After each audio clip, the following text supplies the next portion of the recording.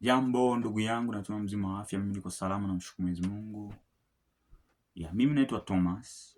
Mimi ni mtumishi wa Mungu, naishi Canada, na ningependa pia na wewe uandike kwenye comment hapo unanifuatilia kupitia nchi gani, itapendeza zaidi. Na unaweza kusambaza video hii kwa ndugu yako, kaka yako, naona itapendeza zaidi. Mungu akubariki sana. Bila kukawia, na takwenda kuomba ili Roho wa Mungu apate kuniongoza kwa kila kitu nitakachokifanya. Tuombe. Baba mtakatifu, mweza wa yote, Bwana, naomba uniongoze, nitumie kama chombo tu kinenalo, bali wewe mwenyewe ndio utakaye kwenda kusema. Niongoze Bwana, nahitaji mwongozo wako. Roho Mtakatifu, nahitaji uniongoze, kwa maana peke yangu siwezi, ila wewe nakuhitaji. Kaa ndani mwangu, niongoze. Nikiomba katika jina la Yesu Kristo. Amen. Leo tutakwenda kuyaona pamoja dalili zinazoashiria kuja kwa Yesu Kristo. Ni dalili gani? Na wanafunzi wa Yesu hawakusita kuuliza hili swali. Walimuuliza, ni dalili zipi ambazo zitadhihirisha kuwa wewe unarudi? Na dalili hizi tutakwenda kuzikuta kwenye kitabu cha Mathayo 24 mstari wa 3. Kwa hiyo kwa pamoja tunakwenda kuzisoma hizi dalili, na tunaona kila kitu kinachotokea duniani kote, vita kila mahali, imekuwa ni shida, na hizo zote ni dalili ambazo zimeshaanza kutimia. Zimetimia, unaona, zimeanza kutimia, na ni dalili ambazo mojawapo ni hizo za vita zinatimia. Mambo ni mengi.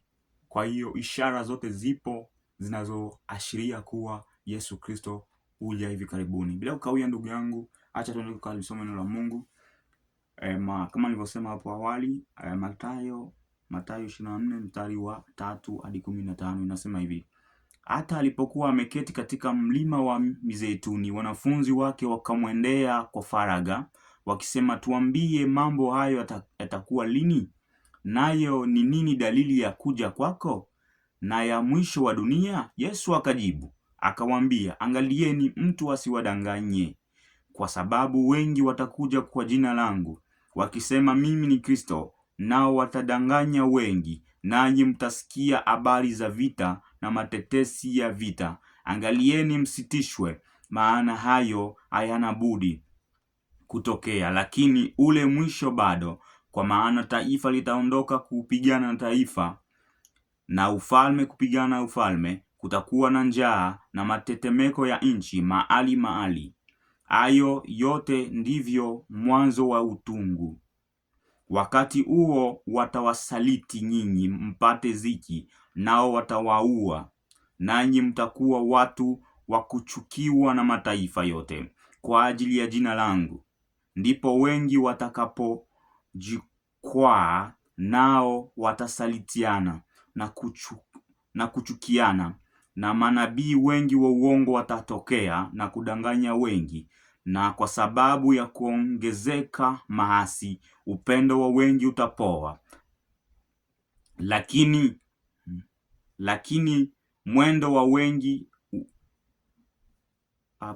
kwa sababu ya kuongezeka maasi, upendo wa wengi utapoa, lakini mwenye kuvumilia hata mwisho ndiye atakayeokolewa. Naomba urudilie ili umsemwa pamoja nami. Lakini mwenye kuvumilia hata mwisho ndiye atakayeokoka. Kwa hiyo ndugu yangu, Biblia inasema kuwa mwenye atavumilia hadi mwisho ndiye atakayeokolewa. Kwa hiyo hizi ndizo ishara zinazoashiria kuja kwa Yesu Kristo.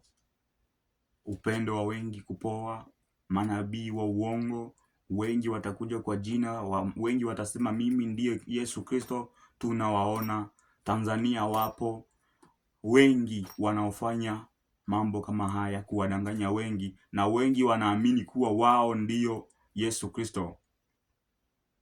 Wengi wanaamini hivyo. Hata Kongo kuna wengi ambao wanaabudiwa ni mtu, lakini amesema yeye ni Yesu Kristo. Watu wanamwabudu kuwa yeye ni Yesu Kristo. Kwa hiyo hizo zote ni dalili, sio tu Kongo, sio tu Tanzania, sehemu nyingi tu. Kwa hiyo hizo zote ni dalili zinazodhihirisha kuja kwa Yesu Kristo. Ni nini cha kufanya sasa? Tutengeneze, tutubu. Neno la Mungu linasema kuwa tunapotubu dhambi zetu na kuziacha, Mungu ni mwenye haki na atatusamehe. Kwa hiyo wewe ndugu yangu unayenisikiliza hapo, wewe mwenyewe unajua ndani yako kuwa mimi ninavyotembea si sawasawa na Mungu.